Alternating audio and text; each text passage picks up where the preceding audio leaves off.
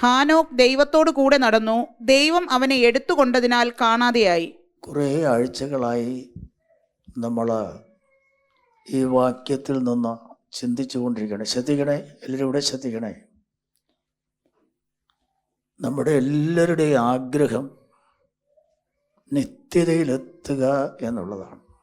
ശ്രദ്ധിക്കണേ. നമ്മുടെ എല്ലാവരുടെയും ആഗ്രഹം ദൈവരാജ്യത്തിലെത്തുക എന്നുള്ളതാണ്. ഇവിടെ നമ്മൾ രക്ഷിക്കപ്പെട്ടു, സ്നാനപ്പെട്ടു, ദൈവകൃപയിൽ കടന്നു വന്നു. ദൈവത്തോട് പ്രാർത്ഥിക്കുമ്പോൾ നമുക്ക് ഇവിടെയുള്ള പല അത്യാവശ്യ കാര്യങ്ങളിലും ദൈവം നമ്മെ സഹായിക്കാറുണ്ട്. എന്നാൽ അതിനു വേണ്ടിയല്ല നമ്മൾ രക്ഷിക്കപ്പെട്ടതും സ്നാനപ്പെട്ടതും. നമ്മൾ രക്ഷിക്കപ്പെട്ടതും സ്നാനപ്പെട്ടതും നമ്മൾ നിന്ന ആ ബന്ധങ്ങളൊക്കെ വിട്ട്, പാരമ്പര്യങ്ങളെ വിട്ട്, നമ്മുടെ പഴയ നിലവാരങ്ങളെ വിട്ട്, നമ്മളെ സ്നേഹിക്കുന്നവരെ വിട്ട്, പാപത്തെ വിട്ട്, അഭിമാനങ്ങളെ വിട്ട് ഇങ്ങോട്ട് വന്നതിൻ്റെ ഏക ലക്ഷ്യം ഇവിടത്തെ നേട്ടം കണ്ടുകൊണ്ടല്ല. ഇവിടെ ഒരുപക്ഷെ ഒന്നും നേടുവാൻ കഴിഞ്ഞില്ല എങ്കിലും നിത്യത അത് നേടിയെടുക്കണം. ഒരു മനുഷ്യൻ ഇവിടെ സർവ്വലോകവും നേടിയാലും നിത്യത നഷ്ടപ്പെട്ടാൽ അവനൊരു പ്രയോജനവുമില്ല. അപ്പോൾ ആ വലിയ നിത്യതയ്ക്ക് വേണ്ടി, ഒന്നും കൂടെ ഞാൻ പറയുന്നു, ആ വലിയ നിത്യതയ്ക്ക് വേണ്ടി, ദൈവരാജ്യത്തിന് വേണ്ടി, അതിനു വേണ്ടിയാണ് നമ്മൾ അവിടെ നിന്നൊക്കെ വന്ന് ഇവിടെ ഇരുന്ന് ഈ തരത്തിൽ ദൈവത്തെ ആരാധിക്കുന്നത്. ദൈവമക്കളെ, ഇവിടെയുള്ള നമ്മുടെ ജീവിതത്തിൽ ചിലപ്പോൾ ചില നന്മകളൊക്കെ നമുക്ക് കിട്ടിയെന്നിരിക്കും, ചില അനുഗ്രഹങ്ങൾ കിട്ടിയെന്നിരിക്കും, ദാനങ്ങൾ കിട്ടിയെന്നിരിക്കും. ശ്രദ്ധിക്കൂ, അതിനകത്തങ്ങ് നമ്മൾ ഒരുപാട് സന്തോഷിക്കാനൊന്നും പോകരുത്. ചിലത് കിട്ടിയില്ലെന്ന് വിചാരിച്ച് ആരും നിരാശപ്പെടുകയും അരുത്. ദൈവം തരുന്ന നന്മകൾക്കായി ദൈവത്തിന് സ്തോത്രം. നമുക്ക് ദാനങ്ങൾ ലഭിക്കുമ്പോൾ, ശ്രദ്ധിക്കൂ, ദാനങ്ങൾ ലഭിക്കുമ്പോൾ അവിടെയും ദാതാവിന് മഹത്വം കൊടുത്തുകൊണ്ട് ലക്ഷ്യത്തിലേക്ക് യാത്ര ചെയ്തുകൊണ്ടേയിരിക്കണം. മനസ്സിലായവർക്കൊരു ഹല്ലേലൂയ പറയാം. നമ്മുടെ എല്ലാവരുടെയും ലക്ഷ്യം അവസാനം എടുത്തു കൊള്ളപ്പെടണം. നമുക്ക് തന്നെ പോകാൻ പറ്റുന്ന ഒരു സ്ഥലമാണ് സ്വർഗരാജ്യമെങ്കിൽ നമുക്ക് വ്യക്തിപരമായിട്ടോ നമ്മളെല്ലാം കൂടെ ചേർന്നോ എന്തെങ്കിലുമൊക്കെ ചെയ്യാമായിരുന്നു. പറ്റത്തില്ല. നമ്മുടെ ശ്രമം കൊണ്ട്, നമ്മുടെ അധ്വാനം കൊണ്ട്, നമ്മുടെ ഭാഗം കൊണ്ട് നമുക്ക് സ്വയം അവിടെ പോകാനൊക്കത്തില്ല. നമ്മെ എടുത്ത് കൊള്ളുന്നതാണ്. നമ്മൾ 1 തെസ്സലോനിക്കർക്ക് എഴുതിയ ലേഖനം 4-ാം അധ്യായം 16-17 വാക്യങ്ങൾ വായിക്കുമ്പോൾ കർത്താവ് താൻ ഗംഭീരനാദത്തോട് വായിച്ചു, പ്രധാന ദൂതന്റെ ദൈവത്തിന്റെ കാഹളത്തോടും കൂടെ സ്വർഗത്തിൽ നിന്ന് ഇറങ്ങി വരികയും ക്രിസ്തുവിൽ മരിച്ചവർ മുമ്പേ ഉയർത്തെഴുന്നേൽക്കുകയും ചെയ്യും. പിന്നെ ജീവനോടെ ശേഷിക്കുന്ന നാം അവരോടൊരുമിച്ച് ആകാശത്തിൽ കർത്താവിനെ എതിരേൽപ്പാൻ മേഘങ്ങളിൽ എടുക്കപ്പെടും. ആ പദമോടെ ശ്രദ്ധിച്ചോ. കർത്താവിനെ എതിരേൽപ്പാൻ മേഘങ്ങളിൽ എടുക്കപ്പെടും. നമ്മൾ പോവുന്നല്ല. ഇന്നത്തെ ഏറ്റവും വലിയ ഒരു പരാജയം കർത്താവിൻ്റെ വരവിനെക്കുറിച്ചോ അങ്ങോട്ട് പോകാനുള്ള യോഗ്യതയെക്കുറിച്ചോ ഒക്കെയുള്ള പ്രസംഗങ്ങൾ തീരെയില്ല. ഇപ്പം മനുഷ്യൻ എന്താവശ്യമാണോ അത് മനുഷ്യനോട് പറയുകയാണ്. നീ രോഗിയാണോ? സുഖം കിട്ടും. നീ ഒരാവശ്യത്തിൻ്റെ പേരിൽ നടക്കും. അതിന് ഉറച്ച് കൈയടിക്കണം, വാകേറി വിളിക്കണം, വിശ്വാസത്തോടെ ഇങ്ങനെ പിടിച്ചെടുക്കണം. സ്തോത്രം. ഇങ്ങനെയൊക്കെ പറഞ്ഞ ആളുകളെ ഇളക്കി, ആളുകളെ സുഖിപ്പിച്ച്, കൊതിപ്പിച്ച്, ഇക്കിളിപ്പെടുത്തി ഇവിടുത്തെ കാര്യങ്ങൾക്ക് വേണ്ടി പാസ്റ്റർമാർ തന്നെ അങ്ങോട്ട് പ്രോത്സാഹിപ്പിക്കുകയാണ്. സ്തോത്രം, ഹല്ലേലൂയ. പ്രസംഗങ്ങളുമൊക്കെ ആ ഒരു മെത്തേഡ്. ഞാനിപ്പോൾ പറഞ്ഞല്ലോ, ബഹറിലായിരുന്നു. ഒരിടത്ത് ഒരാളിനെ പണ്ട് പരിചയമുണ്ടായിരുന്നു. അദ്ദേഹം അന്നേരം സ്ഥലത്തില്ലായിരുന്നു, നാട്ടിലായിരുന്നുവെങ്കിലും അദ്ദേഹം നിർബന്ധിച്ച് പറഞ്ഞ് അവിടെ ഒരു ശുശ്രൂഷ തന്നു. ഒരു ശുശ്രൂഷ കഴിഞ്ഞപ്പോൾ അവർ പറഞ്ഞത്, പലരും എന്നോട് തന്നെ വന്ന് പറഞ്ഞത്, പാസ്റ്റർ, ഞങ്ങൾ ഇങ്ങനെയൊക്കെയുള്ള മെസ്സേജുകൾ പണ്ട് കേട്ടിട്ടുണ്ട്. അതിൽ ഒരാൾ പറഞ്ഞത്, പാസ്റ്റർ പണ്ട് ഇവിടെ പ്രസംഗിച്ച പ്രസംഗത്തിൻ്റെ കേസറ്റുകൾ ഞങ്ങൾ ഇപ്പോഴും ഇട്ട് കേൾക്കാറുണ്ട്.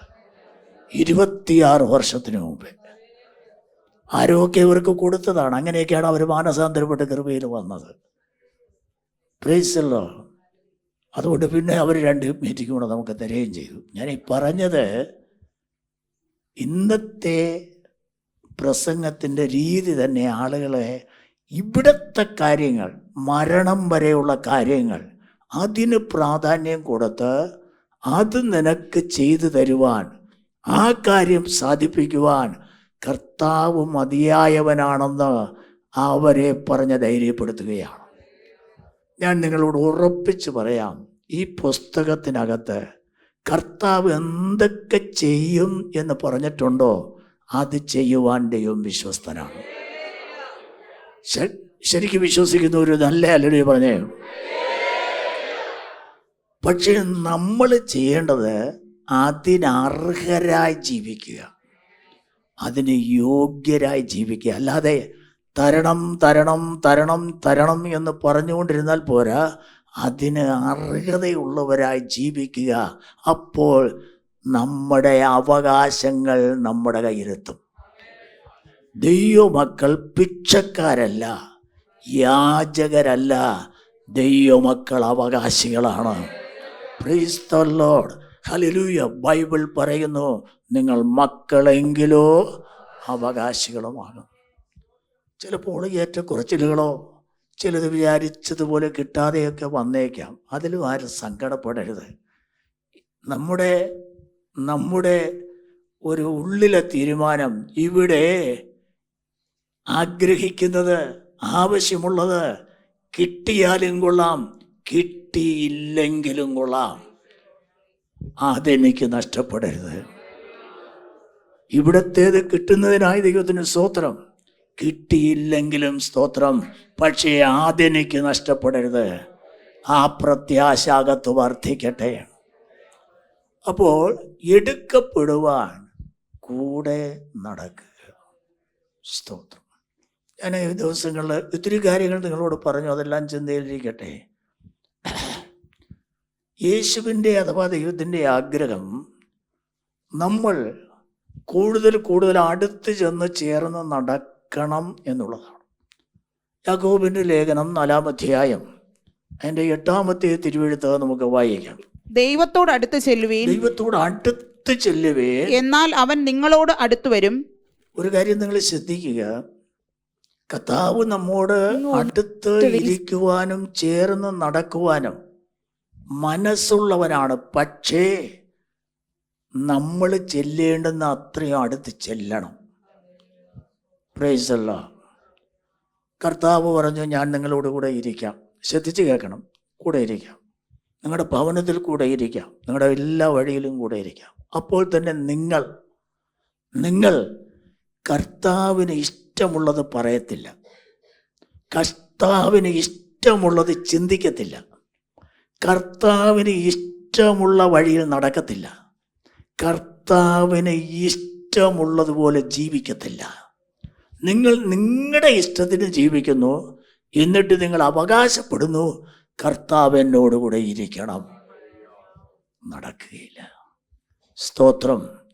കർത്താവ് പറയുന്നത്, ഞാൻ ദൈവമാണ്. നീ പറയുന്നത് കേട്ടല്ല ഞാൻ നടക്കേണ്ടത്, ഞാൻ പറയുന്നത് കേട്ട് നീ നടക്കണം. Price the Lord. നീ എൻ്റെ കൂടെ നടക്കണം. അതിന് എനിക്കിഷ്ടമില്ലാത്തതെല്ലാം നീ വിടണം. ശ്രദ്ധിക്കണേ, ദൈവത്തിന് ഇഷ്ടമില്ലാത്തത് എല്ലാം വിടുവാനും നമ്മൾ ചേർന്ന് നടക്കാൻ ആഗ്രഹിക്കുകയാണല്ലോ. അങ്ങനെയെങ്കിൽ നമ്മൾ കർത്താവിനോട് ചേർന്ന് നടക്കുമ്പോൾ, അതാണ് നമ്മൾ ആഗ്രഹിക്കുന്നതെങ്കിൽ, നമ്മൾ കർത്താവിന് ഇഷ്ടമില്ലാത്തത് എന്താണോ അതിനെ വിടുവാനും, കർത്താവിന് ഇഷ്ടമുള്ളത് എന്താണോ അത് സ്വീകരിക്കാനും തയ്യാറാകണം. ആത്മീയ കാര്യങ്ങൾ ഉത്സാഹമുള്ളവരായിത്തീരണം. പ്രാർത്ഥനാ ജീവിതം ചടങ്ങല്ല, അത് നമ്മുടെ അനുഭവമായി മാറണം. സ്തോത്രം. ആവശ്യങ്ങൾ വരുമ്പോൾ പ്രാർത്ഥിക്കുന്നവരല്ല. നമ്മുടെ ദൈവത്തോട് ഒന്ന് ചിന്തിച്ച് നോക്കിക്കേ. എപ്പോഴും ദൈവത്തിൻ്റെ ഇടയ്ക്ക് ചെന്നാലും എന്നെ നോക്ക്, വേണം, തരണം, തരണം, തരണം. എപ്പോൾ കണ്ടാലും എപ്പോൾ ചെന്നാലും ഇതേ പറയാനുള്ളൂ. ഒന്ന് ആലോചിച്ച് നോക്കിക്കേ. സ്തോത്രം. ഞാൻ ചിലപ്പോൾ പറഞ്ഞിട്ടുണ്ട്, എങ്കിലും ഞാൻ ഒന്നും കൂടെ പറയുകയാണ്. വഴിയിലൊരുത്തൻ അർത്ഥപ്രാണാവസ്ഥയിൽ കിടന്നു. പുരോഹിതൻ വന്നു, മാറിക്കിടന്നു പോയി. ലേവ്യൻ വന്നു, തിരിഞ്ഞു നോക്കിയില്ല. ഒടുവിൽ ശമരിയക്കാരൻ വന്നു, അവന് വേണ്ടതൊക്കെ ചെയ്തു. നിങ്ങൾക്ക് കാര്യം അറിയാം, വേണ്ടതെല്ലാം ചെയ്തു. അവനെ പൊക്കിയെടുത്തു, ഒരു വഴിയമ്പലത്തിൽ കൊണ്ടാക്കി. എന്നിട്ട് വഴിയമ്പലക്കാരനോട് പറഞ്ഞു, ഇവന് വേണ്ടത് ചെയ്ത് രക്ഷപ്പെടുത്തണം, രക്ഷ ചെയ്യണം. എന്നിട്ട് 2 വെള്ളി കാശ് കൊടുത്തു. അധികം വല്ലതും ചെലവിട്ടാൽ ഞാൻ മടങ്ങി വരുമ്പോൾ, സ്തോത്രം. ശരിക്കും പറഞ്ഞത് യവന് കൊടുക്കാമെന്നല്ല പറഞ്ഞത്, വഴിയമ്പലക്കാരന് കൊടുക്കാമെന്നാണ് പറഞ്ഞത്. 2 വെള്ളിക്കാശ് കൊടുത്ത ആരുടെ കയ്യില? വഴിയമ്പലക്കാരൻ്റെ കയ്യിലാണ്. പഴയ നിയമവും പുതിയ നിയമവും 2 വെള്ളിക്കാശ്. അതിൽ നിന്ന് യവനെ ചിലവാക്കി കൊടുക്കണം, ഇതിൽ നിന്ന് യവൻ ചിലവായി ജീവിക്കണം. സ്തോത്രം. കർത്താവ് അത് കർത്താവിനെ പ്രതിനിധീകരിക്കുന്ന കാര്യമാണ്. കർത്താവ് അവിടെ വന്നോ, ശബരിക്കാരൻ വന്നോ എന്ന് എനിക്കറിയത്തില്ല. ഞാൻ എൻ്റെ ഭാവനയിൽ പറയാം, വന്നു എന്ന് വിചാരിക്കുക. വന്നു.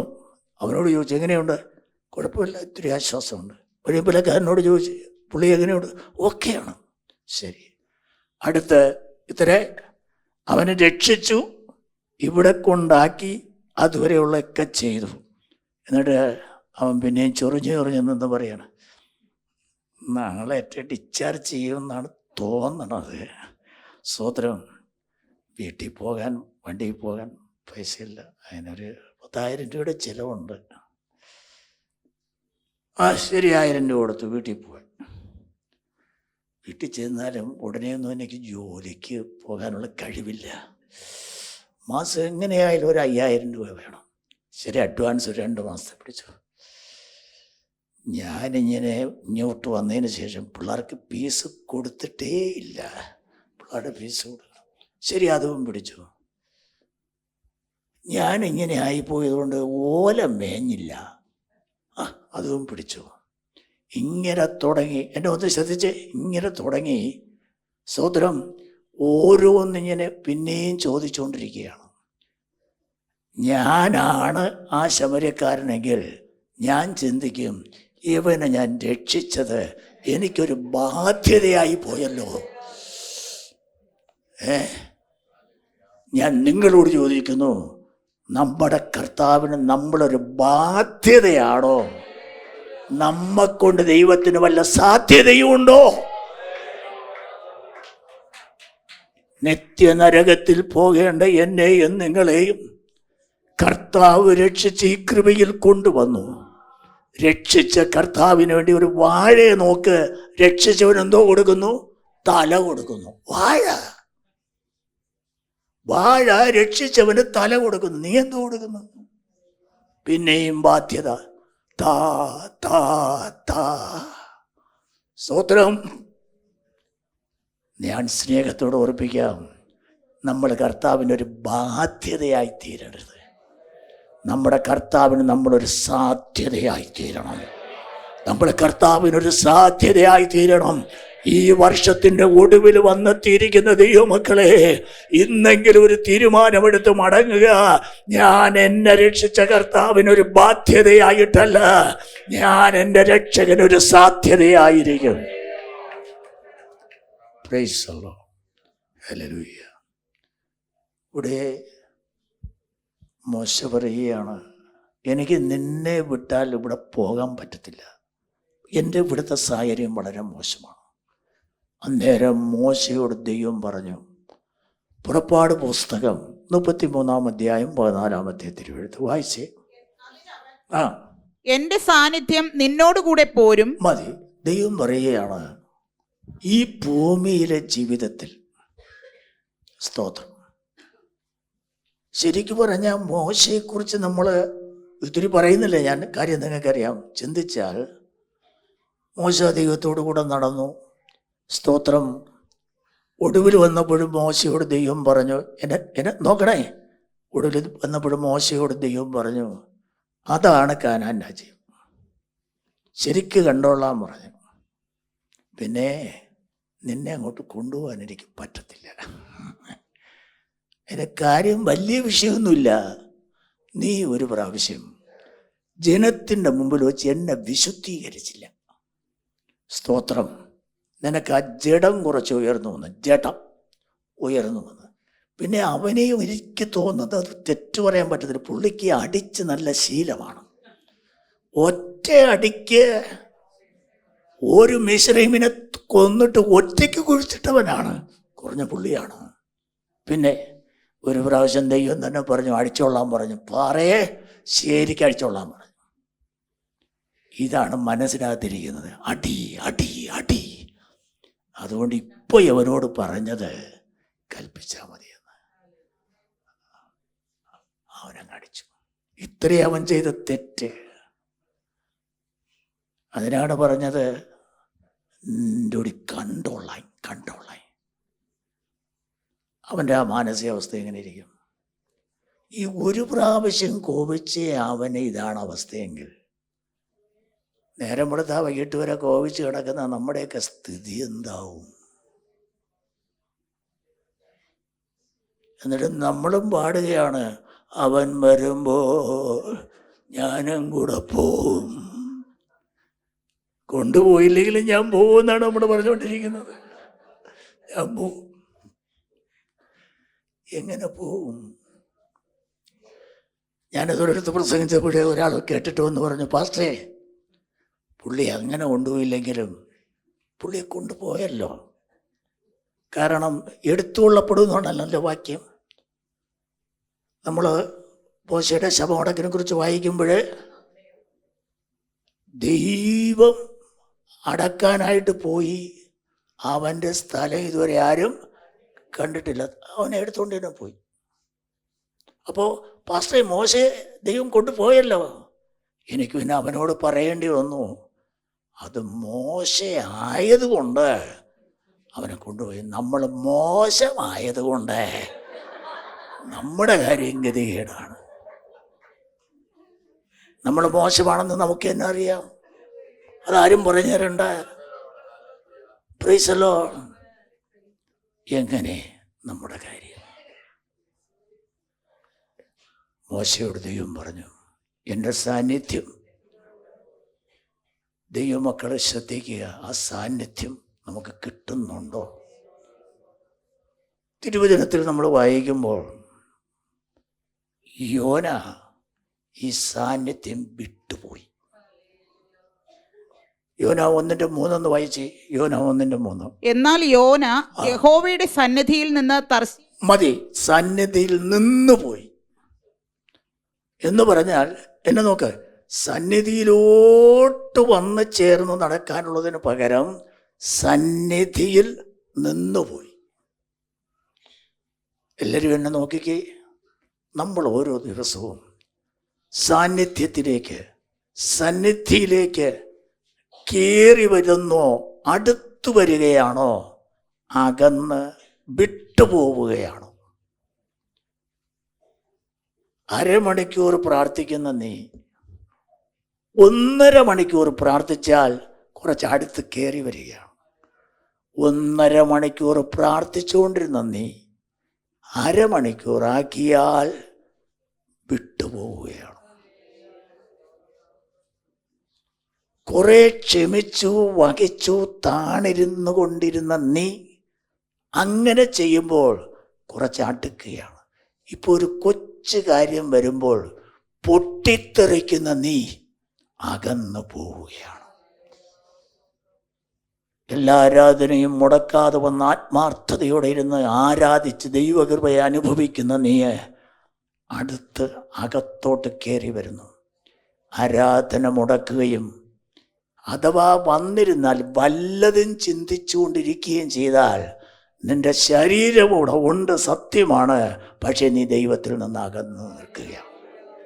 മനസ്സിലായവർക്ക് കരം പൊക്കി ഒരു ഹല്ലേലൂയ പറയാം. അതുകൊണ്ട് അടുത്ത് വരിക, അകന്നു പോകരുത്. ഞാൻ ഇടയ്ക്ക് വായിപ്പിച്ചു ആ വാക്യം, ഒന്നും കൂടെ ഞാൻ വായിപ്പിക്കുകയാണ്, നിങ്ങളത് ഒന്ന് ഓർത്തിരിക്കാൻ വേണ്ടിയാണ്. ദൈവസന്നിധി വിട്ടു പോകരുത്, ദൈവസന്നിധി വിട്ട് പോകരുത്. സഭാപ്രസംഗി 8-ാം അധ്യായം 3-ാമത്തെ തിരുവെഴുത്ത് വായിക്കാം. ദൈവസന്നിധി വിട്ട് പോകരുത്. നീ അവന്റെ സന്നിധി വിട്ടു പോകുവാൻ ബന്ധപ്പെടരുത്. ഇവിടെ വായിച്ച ദൂതെന്തോ, നീ സന്നിധി വിട്ടുപോകുവാൻ ബന്ധപ്പെടരുത്. ബന്ധപ്പാടുണ്ടോ? വിട്ടുപോകാനുള്ള ബന്ധപ്പാട്. നിങ്ങളിത് അറിയത്തില്ല. പ്രാർത്ഥന കുറഞ്ഞാൽ വിട്ടുപോകുന്നു, ഉപവാസം കുറഞ്ഞാൽ വിട്ടുപോകുന്നു, ദേഷ്യപ്പെട്ടാൽ വിട്ടുപോകുന്നു, അത്യാവശ്യത്തിന് കള്ളം പറഞ്ഞാൽ വിട്ടുപോകുന്നു. മനസ്സിലാകുന്നോ എന്തോ? സ്തോത്രം. ആരോടെങ്കിലുള്ള കയ്പും പകയും ഒക്കെ അകത്തിങ്ങനോ പെരുക്കി പിടിച്ചാൽ വിട്ടുപോകുന്നു. മനസ്സിലാകുന്നോ? വിട്ടുപോകാൻ നീ ബന്ധപ്പെടരുത്. മനസ്സിലായവർക്ക് കരം പൊക്കി ഒരു ഹല്ലേലൂയ പറയാം. വേദോസം പഠിക്കുമ്പോൾ കയീൻ, ഉൽപ്പത്തി 4:16 വേഗം വായിച്ചോ. കയീൻ യഹോവയുടെ സന്നിധിയിൽ നിന്ന് പുറപ്പെട്ട് മതി. സന്നിധിയിലോട്ട് കയറി വരാനുള്ള കയീന് സാന്നിധ്യത്തിൽ നിന്ന്, ദൈവത്തിൻ്റെ അടുക്കൽ നിന്ന് വിട്ടുപോവുകയാണ്. ഓരോ ദിവസവും സാന്നിധ്യത്തോട്, ആ പ്രസൻസിനോട്, സ്തോത്രം, അടുത്താണോ വന്നത് നടക്കുന്നത്? നിങ്ങൾ ഓരോ ദിവസവും ആ സാന്നിധ്യം വിട്ട് വിട്ട് വിട്ട് യാത്ര ചെയ്യുകയാണ്. പറയുന്നത് മനസ്സിലാക്കുന്നവർക്കായ ദൈവത്തിന് സ്തോത്രം. ഞാൻ പിന്നെ പറയാം, സാന്നിധ്യത്തിലോട്ട് കയറി വരുവാനും അടുത്ത് വന്ന് ചേർന്ന് നടക്കാനും കുറച്ച് ബുദ്ധിമുട്ടുണ്ട്, പക്ഷേ വിട്ടുപോകാൻ എളുപ്പമാണ്. Price the Lord. ഇനി ഞാൻ സാന്നിധ്യത്തിൽ നിന്നാലുള്ള സാന്നിധ്യ പ്രസൻസ്, കർത്താവിനോട് ചേർന്ന് പോകാനുള്ള മനസ്സ് നീ വച്ചാൽ, ആ സാന്നിധ്യത്തിൽ, ആ പ്രസൻസിൽ, കർത്താവിനോട് ചേർന്ന്, ആ കൂട്ടായ്മയിൽ ചേർന്ന് നടക്കുവാൻ നീ മനസ്സ് വച്ചാൽ, ചേർന്ന് നടന്നാൽ, ഞാൻ ഇടയ്ക്ക് ചില കാര്യങ്ങൾ പറഞ്ഞു, ഒന്നും കൂടെ ഒന്ന് ഓർപ്പിക്കുകയാണ്. നിനക്ക് ലഭിക്കുന്ന 5 വലിയ പദവികളുണ്ട്. അതിലൊന്ന് ദൈവം നിന്റെ പ്രാർത്ഥന കേൾക്കുമെന്നുള്ളതാണ്. 2 ശമൂവേലിന്റെ പുസ്തകം 7-ാം അധ്യായം 18-ാമത്തെ തിരുവെഴുത്ത് വായിക്കാം. ദാവീദ് രാജാവ് ദൈവത്തോട് പ്രാർത്ഥിക്കുമ്പോഴൊക്കെ, വായിച്ചോ. അപ്പോൾ ദാവീദ് രാജാവ് അകത്ത് ചെന്ന്, എവിടെ ചെന്നു? അകത്ത് ചെന്നു. ഈ വെളിയിൽ കിടന്ന് പ്രാർത്ഥിക്കാനും വിളിക്കാനും എളുപ്പമാണ്. സാന്നിധ്യത്തിൻ്റെ അകത്തങ്ങ് അടുത്ത് ചെന്ന് ദൈവത്തിൻ്റെ ചെവിയിൽ കാര്യം പറയുവാനാണ് ദൈവം ആഗ്രഹിക്കുന്നത്. സാന്നിധ്യത്തിൻ്റെ അകത്ത് അടുത്ത് ചെന്ന് എവിടെയിരുന്നു? യഹോവയുടെ എൻ്റെ എല്ലാവരും നോക്കി. ആ ശരിക്കും ആ സാന്നിധ്യത്തിൽ എന്നെ നോക്കിക്കേ. സാന്നിധ്യത്തിലിരുന്നാൽ വലിയ ഒച്ചപ്പാടും ബഹളവും ഒന്നും വേണ്ട, പതുക്കെ പറഞ്ഞാൽ മതി, കാര്യങ്ങളൊക്കെ കേൾക്കും. ഞാൻ ചിലപ്പോൾ പറയാറുണ്ടല്ലോ, ഇവിടെ ഇരുന്ന് അമേരിക്കയിലുള്ള ഒരാളുമായി ഫോണിൽ സംസാരിക്കുമ്പോൾ, ഫോൺ എത്ര വില കൂടിയതായാലും സിം എത്ര കൂടിയതായാലും അതിൽ വലിയ കാര്യമില്ല. കണക്ഷനും സിഗ്നലും കൃത്യമാണെങ്കിൽ, എന്നെ നോക്ക്, കൃത്യമാണെങ്കിൽ പതുക്കെ പറഞ്ഞാൽ മതി, അവിടെ സ്മൂത്തായിട്ട് കേൾക്കാം. അല്ല, ഇത് രണ്ടും ശരിയല്ലെങ്കിൽ, ഫോണ് വലുതായാലും സിം കാർഡ് വലിയ കമ്പനിയുടേതായാലും ഇവിടെ കിടന്ന് എത്ര വെച്ച കേൾക്കാം, ഇവിടെ കീറി വിളിയ കേൾക്കാമയ്യ. എന്താ കാര്യം? സിഗ്നലില്ല. മനസ്സിലാകുന്നോ? സാന്നിധ്യം ആ പ്രസൻസ്, ഹല്ലേലൂയ, കർത്താവിനോട് ചേർന്ന് ആ പ്രസൻസിൽ നടന്നാൽ പതുക്കെ കാര്യം പറഞ്ഞാൽ മതി, അപ്പച്ചൻ കേട്ടോളൂ. അവൻ പറയുന്ന ഒരു തീരുമാനം ഞാൻ വളരെ ശ്രദ്ധിക്കാറുണ്ട്. ദാവീദ് 139 സങ്കീർത്തനം 7 വാക്യം വായിച്ചേ. നിന്റെ ആത്മാവിനെ ഒളിച്ച് ഞാൻ എവിടേക്ക് പോകും? അടുത്ത് തിരുസന്നിധി വിട്ട് ഞാൻ എവിടേക്ക് ഓടും? ഈ തീരുമാനം എത്ര പേരെടുക്കും?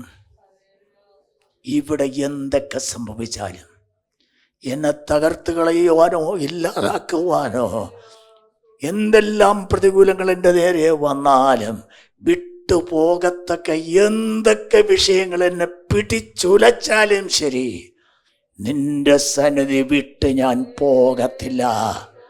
മനസ്സിലായവർക്ക് കരം പൊക്കി ഒരു ഹല്ലേലൂയ പറയാം. ദൈവമക്കളോട് ഞാൻ പരിശുദ്ധാത്മാവിൽ വിളിച്ചു പറയുന്നു, ദൈവസന്നിധി വിട്ടു പോകരുത്. യോനാ പോയത് നിങ്ങൾക്കറിയാമല്ലോ. പിന്നത്തെ ഗതികേട് അനുഭവത്തിൽ നിന്ന് ദാവീദ് പറയുന്നു, ഞാൻ പോകത്തില്ല. സ്തോത്രം, സ്തോത്രം. ഹന്ന സഹോദരി ദൈവസന്നിധിയിൽ നിന്ന് പ്രാർത്ഥിച്ചു. അതുകൊണ്ട് വലിയ ശബ്ദവും ബഹളമൊന്നും ഇല്ലായിരുന്നു. നമ്മൾ അതൊക്കെ ഹന്ന പ്രാർത്ഥിച്ച ആ പ്രാർത്ഥന ആ രീതിയിൽ നമ്മൾ പ്രാർത്ഥിക്കില്ല. നമ്മൾ പകരം ഒച്ച വയ്ക്കാറുണ്ട്, കീറി വിളിക്കാറുണ്ട്, അടിക്കാറുണ്ട്, പിന്നെ വിളിക്കാറുണ്ട്, വിയർക്കാറുണ്ട്, ഒരുപാട് ബഹളം വയ്ക്കും. പക്ഷേ 1 ശമൂവേൽ 1:15 വായിച്ച്. അടുത്ത് അങ്ങനെയല്ല യജമാനനെ, ഞാൻ മനോവ്യസനമുള്ള ഒരു സ്ത്രീ, ഞാൻ വീഞ്ഞോ മദ്യമോ കുടിച്ചിട്ടില്ല. യഹോവയുടെ സന്നിധിയിൽ എന്റെ ഹൃദയം പകരുകയത്രേ ചെയ്തത്. കേട്ടോ, ഒച്ചപ്പാടും ബഹളം ഒന്നുമില്ല. പക്ഷേ യഹോവയുടെ സന്നിധിയിൽ അവിടെ ഹൃദയം പകർന്നു വെക്കുകയാണ്. അതുകൊണ്ടുണ്ടായ പ്രയോജനം നിങ്ങൾക്കറിയാമോ? 19 വാക്യം വായിച്ചേ. 19 വചനം. അവളുടെ മുഖം പിന്നെ വാടിയതുമില്ല. അവളുടെ മുഖം പിന്നെ, ഈ ദൈവസന്നിധിയിൽ പ്രാർത്ഥിച്ചാൽ, ദൈവസന്നിധിയിൽ ആരാധിച്ചാൽ, അത് കഴിഞ്ഞ് ഇറങ്ങിപ്പോകുമ്പോൾ അവരുടെ മുഖം പിന്നെ എന്ത് ചെയ്യത്തില്ല. എന്താ കാര്യം? ആ വിഷയം കർത്താവ് അങ്ങ് ഏറ്റെടുത്തു. വിഷയം കർത്താവ് അങ്ങ് ഏറ്റെടുത്തു. അവൾ ഫ്രീ ആയി. ആരാധിച്ചു കഴിഞ്ഞപ്പോൾ, പ്രാർത്ഥിച്ചു കഴിഞ്ഞപ്പോൾ ആള് സന്തോഷവതിയായി, സമാധാനത്തോടെ മടങ്ങുകയാണ്. ദൈവമക്കളെ, ദൈവം നമ്മുടെ പ്രാർത്ഥന കേൾക്കണമെന്നുണ്ടെങ്കിൽ ദൈവസന്നിധിയിൽ നിൽക്കുക, ദൈവസാന്നിധ്യത്തിൽ നിൽക്കുക. സാന്നിധ്യം വിട്ടു പോകരുത്. സാന്നിധ്യം നഷ്ടപ്പെടുത്തുന്നതൊന്നും പറയരുത്. സാന്നിധ്യം നഷ്ടപ്പെടുത്തുന്നതൊന്നും ചെയ്യരുത്. സാന്നിധ്യം നഷ്ടപ്പെടുത്തുന്നതൊന്നും ചിന്തിക്കരുത്. സാന്നിധ്യം നഷ്ടപ്പെടുന്ന വഴിയെ നടക്കരുത്. പിന്നെയും ഈ സാന്നിധ്യത്തിൽ നിന്നാലുള്ള പ്രയോജനം എന്താണ്? പുറപ്പാട് പുസ്തകം 33 അധ്യായം 14 വാക്യം വീണ്ടും വായിക്കാം. സ്തോത്രം. അവൻ എന്റെ സാന്നിധ്യം നിന്നോട് കൂടെ പോരും, ഞാൻ നിനക്ക് സ്വസ്ഥത നൽകുമെന്ന്. മതി. എന്തോന്നാ ഞാൻ നിനക്ക്? എന്റെ കർത്താവ്, ഇന്നില്ലാത്ത സാധനമാണത്. ബാക്കി എല്ലാം ഉണ്ട്, ഏതില്ല? സ്വസ്ഥതയില്ല. സാന്നിധ്യത്തിൽ നില്ല. ദൈവത്തോട് ചേർന്ന് നില്ല. സാന്നിധ്യത്തിൽ നില്ല. സ്തോത്രം. നിന്റെ പ്രാർത്ഥന കേൾക്കുമെന്ന് മാത്രമല്ല, ഞാൻ നിനക്ക്, ആ വചനത്തിൻ്റെ ആഴമൊന്ന് ചിന്തിക്ക്. അതിൻ്റെ ആഴമൊന്ന് ചിന്തിച്ചേ. അങ്ങനെ അനുഭവിച്ചവർ എത്ര പേര് ഇവിടെ ഇരിപ്പുണ്ട്? അവരവർ ശക്തമായ ഒരു ഹല്ലേലൂയ പറഞ്ഞാട്ട് ആ ദൈവീക സ്വസ്ഥത അനുഭവിക്കുന്നത്. ഹല്ലേലൂയ. അനുഭവിക്കുന്നവർക്കേ അത് മനസ്സിലാകത്തുള്ളൂ. സ്വസ്ഥത. ഞാൻ നിനക്ക് സ്വസ്ഥത. നിങ്ങൾക്കറിയാം, ഇസ്രായേൽ ഗോത്രം 12 ആണ്. അതിൽ ഒരു 2.5 ഗോത്രം ഇച്ചിരി അകന്ന് പദ്ധതിയിൽ നിന്ന് മാറി നിൽക്കുകയാണ്. യോശുവയുടെ പുസ്തകം 22 അധ്യായം 4 വചനം ഒന്ന് വായിച്ചേ. ബാക്കി 9.5 ഗോത്രത്തിന് ദൈവം പറയുന്നു, ഞാൻ അവർക്ക് സ്വസ്ഥത നൽകി. വായിച്ചു. അപ്പോൾ നിങ്ങളുടെ ദൈവമായ യഹോവ നിങ്ങളുടെ സഹോദരന്മാർക്ക് താൻ വാഗ്ദത്തം ചെയ്തതുപോലെ സ്വസ്ഥത നൽകിയിരിക്കുന്നു. താൻ വാഗ്ദത്തം ചെയ്തതുപോലെ സ്വസ്ഥത നൽകുകയോ. എത്ര പേര് അതിനെ ഒന്ന് അവകാശപ്പെടുന്നുണ്ട്? ഈ സഭായോഗത്തിൽ നിന്ന് ഞാൻ ഇറങ്ങിപ്പോകുമ്പോൾ എൻ്റെ അവകാശമാണ് ഏത് സ്വസ്ഥത. വാഗ്ദത്തമാണ്, എനിക്കുള്ള വാഗ്ദത്തമാണ്. ഇത് നിങ്ങൾക്ക് വേണോ? ലോകത്തിലുള്ള എന്തെങ്കിലും ഗുണമില്ലാത്തത് വേണോ? സ്തോത്രം. ദൈവത്തിൻ്റെ പൈതലേ, നീ അവൻ്റെ പ്രസൻസിൽ നിന്നാൽ, സാന്നിധ്യത്തിൽ നിന്നാൽ, ദൈവം നിനക്ക് തരുന്നത് നിന്റെ അവകാശമായ സ്വസ്ഥതയാണ്. ഈ സ്വസ്ഥത തരാത്ത ലോകത്തിൽ, സ്വസ്ഥത നശിപ്പിക്കുന്ന ജീവിതത്തിൽ, കുടുംബത്തിൽ സ്വസ്ഥതയില്ല. നിങ്ങൾക്കറിയാമല്ലോ, പിള്ളേർ സ്വസ്ഥത തരത്തില്ല. പറയണ്ട, സ്വസ്ഥതയില്ല. പക്ഷേ ദൈവം പറയുന്നു, എൻ്റെ സാന്നിധ്യത്തിൽ നിന്ന് ഞാൻ നിനക്ക് ഇത് ഏറ്റെടുത്തുകൊണ്ടേ നിങ്ങൾ പോകാവൂ. സ്വസ്ഥത. ഇവിടെ എന്തൊക്കെ തകടം മറിഞ്ഞാലും, എന്തൊക്കെ സംഭവിച്ചാലും, ഇവിടെ എന്തൊക്കെ വന്നോട്ടെ, ദൈവീക സ്വസ്ഥത നിനക്കുണ്ടോ, നീ ഒന്നിനെയും ഭയപ്പെടുകയില്ല. ഹല്ലേലൂയ, ഹല്ലേലൂയ. ഒരു ഹല്ലേലൂയ പറഞ്ഞാട്ടെ. പിന്നെയും ദൈവീക സാന്നിധ്യത്തിൽ നിന്നാൽ ദൈവത്തിൻ്റെ വചനം പറയുന്നു, ഞാൻ എൻ്റെ സന്തോഷം കൊണ്ട് ഞാൻ നിന്നെ ആനന്ദിപ്പിക്കും. സ്തോത്രം. സങ്കീർത്തനം 21:16 വായിക്കാം. സങ്കീർത്തനം 21:6. സങ്കീർത്തനം 21:6. നീ അവനെ എന്നേക്കും അനുഗ്രഹം സമൃദ്ധിയാക്കുന്നു, നിന്റെ സന്നിധിയിലെ സന്തോഷം കൊണ്ട് അവനെ ആനന്ദിപ്പിക്കുന്നു. എന്തോന്നാണിത്? സന്നിധിയിലെ സന്തോഷം. മറ്റൊരു ഭാഗത്ത് നമ്മൾ വായിക്കുന്നു, നിന്റെ സന്നിധിയിൽ സന്തോഷത്തിൻ്റെ പരിപൂർണതയുണ്ട്. അപ്പോൾ ഈ ദൈവ സാന്നിധ്യത്തിലെ സന്തോഷം എന്ന് പറയുന്നത് അത് അനുഭവിച്ചിട്ടുള്ളവർക്കേ അറിയാവൂ. നിങ്ങൾക്കറിയാമോ, ചിലപ്പോൾ ഭയങ്കര വിഷയങ്ങളുടെ നടുവിൽ മനസ്സ് തകർന്ന് തീരാൻ പോകുന്ന അവസ്ഥ പോലെ ആയിരിക്കാം ദൈവസന്നിധിയിൽ ചെന്ന് മുട്ടുമടക്കുന്നത്. ചിലപ്പോൾ വാക്കുകൾ പറഞ്ഞ് പ്രാർത്ഥിക്കാൻ വാക്ക് വരത്തില്ല. പക്ഷേ അവിടെ ഇരുന്ന് കുറേ കണ്ണുനീരും കുറേ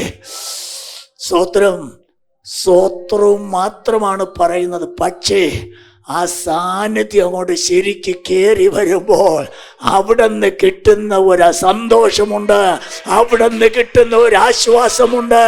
അത് കിട്ടിക്കഴിയുമ്പോൾ ആനന്ദം കൊണ്ട് തുള്ളിച്ചാടുന്ന അനുഭവമാണ്.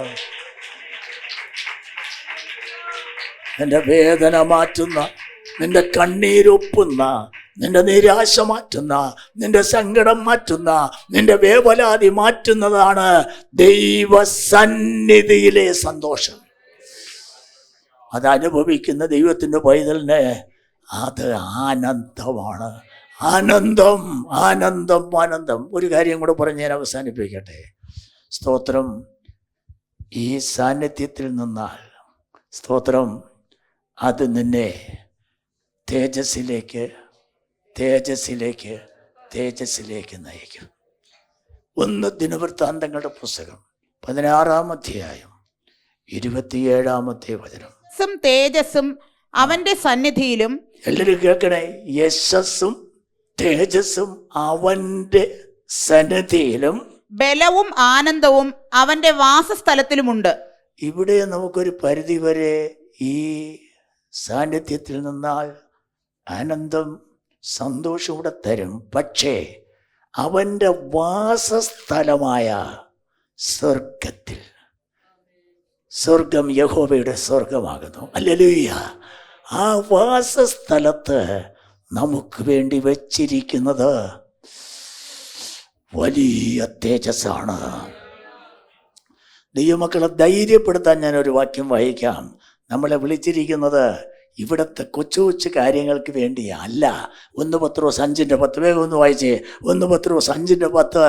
ഇവിടെ നമുക്ക് ലഭിക്കുന്ന ഈ കൊച്ചു കാര്യങ്ങൾക്ക് വേണ്ടി അല്ല ദൈവം നമ്മെ വിളിച്ചിരിക്കുന്നത്. നിങ്ങളെ എന്തിനു വേണ്ടി വിളിച്ചിരിക്കുന്നു എന്ന് കേൾവിക്കാർ തിരിച്ചറിയുക. വായിച്ചോ. എന്നാൽ അല്പകാലത്തേക്ക് കഷ്ടം സഹിക്കുന്ന നിങ്ങളെ, ഈ അല്പകാലത്തേക്ക് ഇവിടെ ചിലപ്പോൾ കഷ്ടം, പ്രയാസം, ദുഃഖം, വേദന, രോഗം, ശാരീരിക ബുദ്ധിമുട്ട്, മാനസിക പ്രശ്നം ഒക്കെ അനുഭവിക്കുന്ന നിങ്ങളെ ക്രിസ്തുവിൽ തന്റെ നിത്യ തേജസ്സിനായി, ക്രിസ്തുവിൽ എന്ന് നോക്ക്, ക്രിസ്തുവിൽ തന്റെ നിത്യ തേജസ്സിനായി വിളിച്ചിരിക്കുന്ന കൃപാലുവായ ദൈവം തന്നെ യഥാസ്ഥാനപ്പെടുത്തി ഉറപ്പിച്ച് ശക്തീകരിക്കും. ഇപ്പോഴത്തെ ഏതെങ്കിലും സാഹചര്യങ്ങളുടെയൊക്കെ നടുവില് മാനസികമായി തളർന്നും ക്ഷീണിച്ചും ഇതിലിനെ വിശ്വാസത്തിൽ നിൽക്കണോ, വിശ്വാസം വിട്ടു പോകണോ എന്നൊക്കെ ആടി നിൽക്കുന്ന ആരെങ്കിലും ഉണ്ടോ? സ്തോത്രം. ഈ വചനം കേൾക്കുമ്പോൾ നിങ്ങളെ വിളിച്ചിരിക്കുന്നത് എന്തിനെന്ന് മനസ്സിലാക്കുക.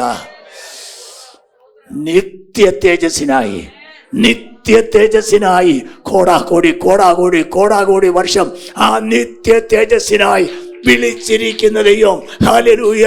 സർവകൃപാലുവായ ദൈവം, സർവകൃപാലുവായ ദൈവം. ആ ദർശനം നീ പ്രാപിച്ചാൽ, ആ കാഴ്ചപ്പാട് നീ പ്രാപിച്ചാൽ, ഏത് പ്രതിസന്ധിയുടെ നടുവിലും നിനക്ക് ഉറച്ചു നിൽക്കുവാൻ കഴിയും.